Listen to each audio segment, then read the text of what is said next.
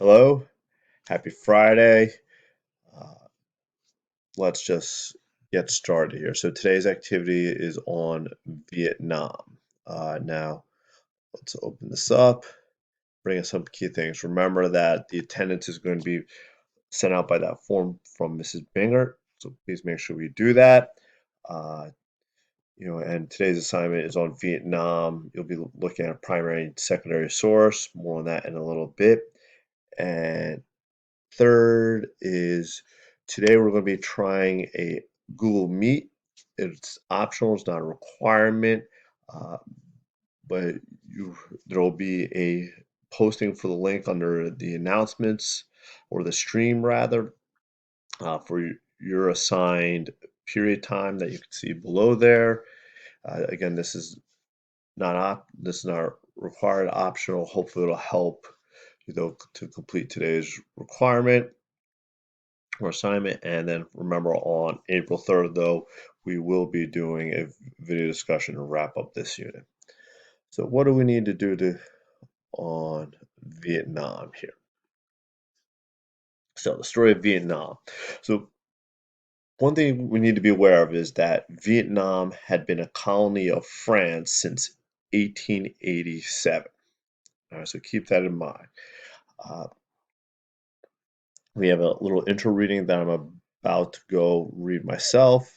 And then below here in the box is Vietnam's Declaration of Independence. All right, and that goes on to the next page here, and we have three questions.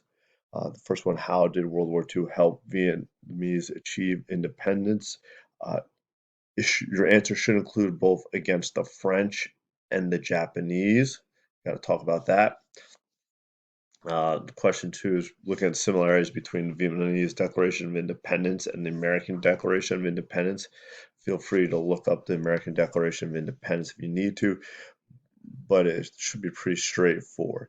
And this question three, what images of Vietnam emerge from this proclamation? It's like, what kind of country do you think Vietnam will become after reading this Declaration of Independence? Or what do you think their future would be like, is another way to ask that question. All right, and part two here is on the First Indochina War and Dien Bien Phu.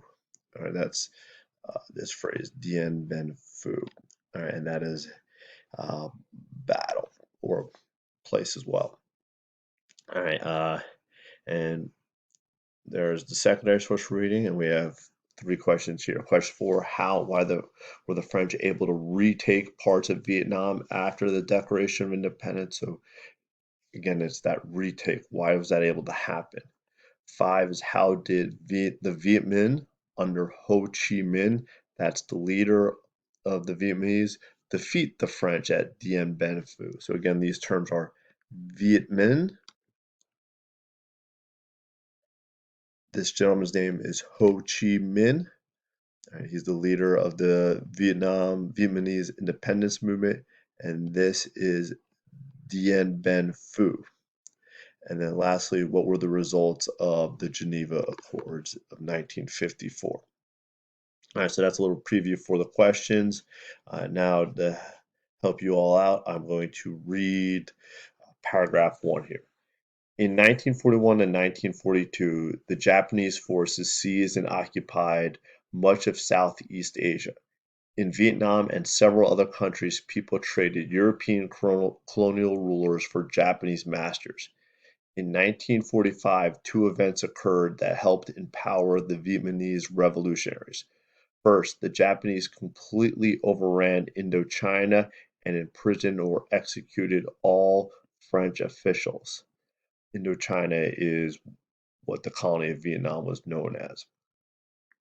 6 months later, the United States dropped an atomic bomb on Hiroshima and Japan would surrender, ending World War II.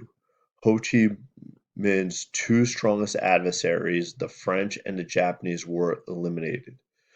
Ho seized his opportunity, and within a few months he contacted U.S. forces and began to collaborate with the Office of Strategic Services. This is the predecessor to the CIA. against the Japanese. And in the spring of 1945, Vietnamese commandos under Ho's direction advanced on Hanoi, the capital of Vietnam.